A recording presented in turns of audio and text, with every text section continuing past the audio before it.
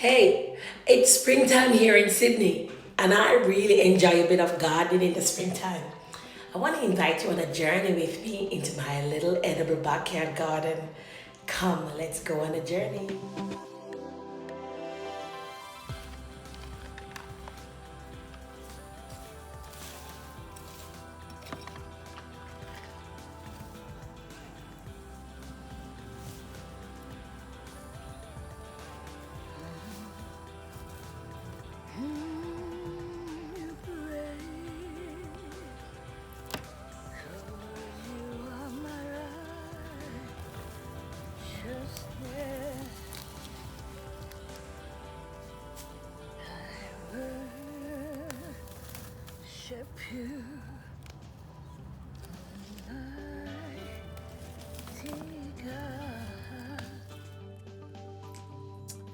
You know, as I dig up the soil and I see the weeds, and I can't help but think about how our lives can be like the soil at times.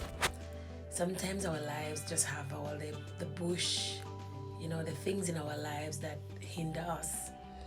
The weeds can be things in our character, just challenges, things along the way that really sucks away the nutrients and takes away from our lives and takes us out of the presence of God.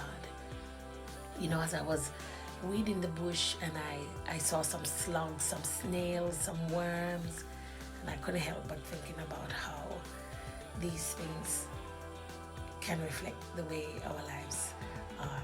But as I weed away the grass and I see the way how God just opened my eyes and show me that this is sometimes the way our lives can be, and He has to weed away those things that damage our character, the things that takes us out of His presence.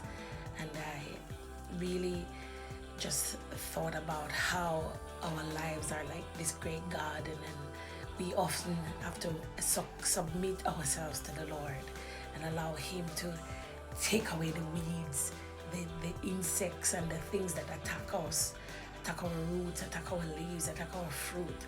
There are things that prevent us from bearing fruit, and sometimes God has to weed these things out of our lives. It's painful, and as we are ripping them up, we can see the damage that is done. Sometimes the pain and the hurt that we experience when God is ripping things up. But you know what?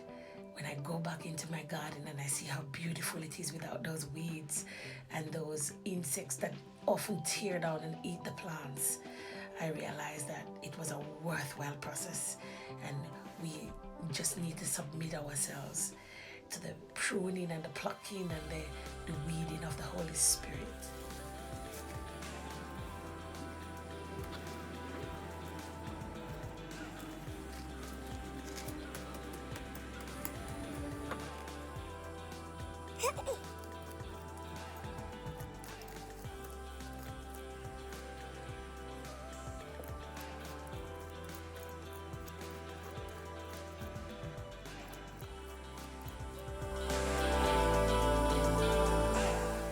So I got these seeds from Woolworths, and I'm sowing them. This one here is coriander, but there's something really fascinating about these seeds and the soil. So I'm going to show you how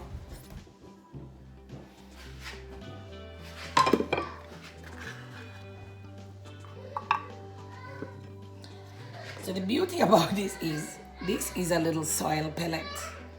It's about the size of it's a little bit smaller than a 50 cent, about the size of 20 cents, Australian 20 cents, or about the size of an American quarter,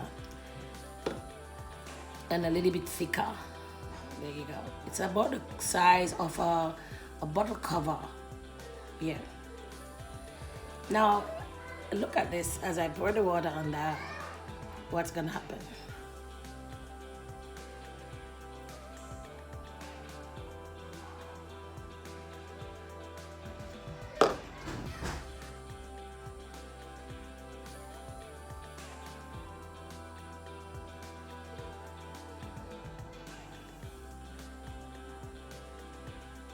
Can you see what's happening? Yes, the soil is, if you didn't see that, I'm gonna do another one. So here I have got the little soil pellet. Little soil pellet. I'm gonna pop that onto my saucer and I'm gonna pour the water on top of that. And we're gonna watch this grow.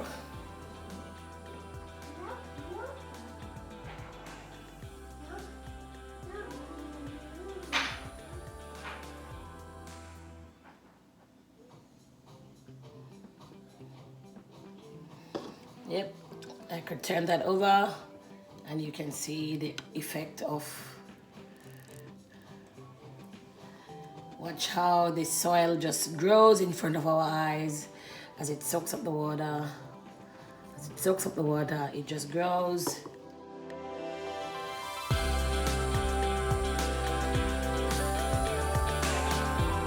And as I look at this, I just can't help but thinking about how sometimes we can be so overwhelmed and thirsty when we don't pray, when we don't worship, when we don't spend time in the presence of God, and we become so thirsty.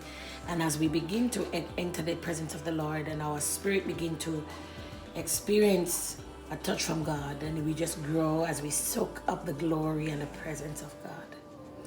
And I just wanted to share this because I was really fascinated.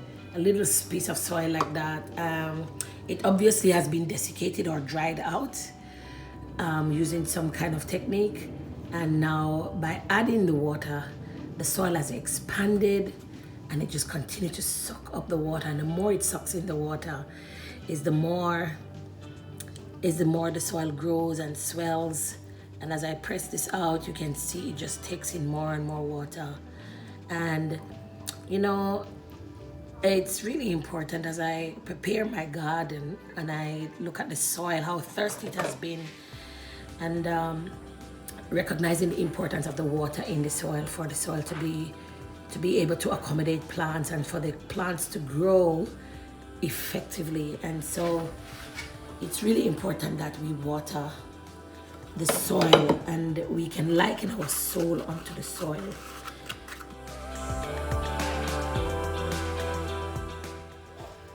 So here I've placed my seeds into a cereal box and I've just popped them on the table outside.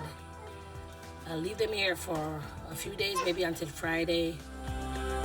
The seeds to germinate, and then I will come back and see how they are doing. I've put a few of the instructions in the box to remind me what else I need to do. And there you have it.